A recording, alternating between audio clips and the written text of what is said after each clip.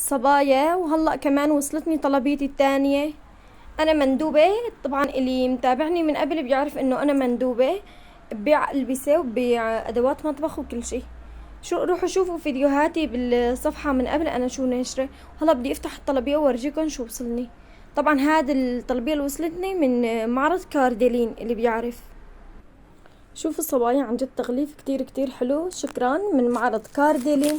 هلا بدي ورجيكم انا شو وصلاني. طلع طلبية كلها بورجيكم. صبايا هون بعد ما فتحت الكراتين الحمد لله ما في اي ضرر اي كسر. طلبيتي من معرض كارديلين. هذا كمان مشان الفناجين. عن جد كتير كتير حلو.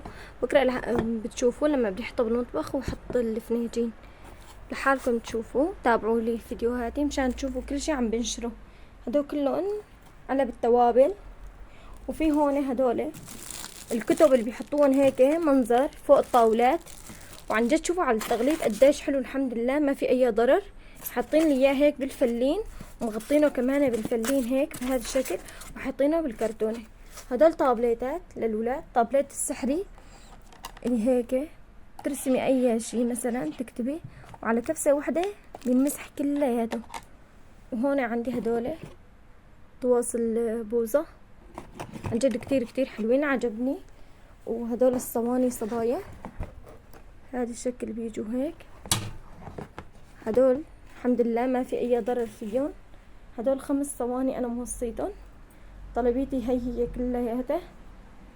تابعوا فيديوهاتي للاخير لحتى تشوفوا كل ما اجتني طلبية انا بصور وبنشر على الجروب.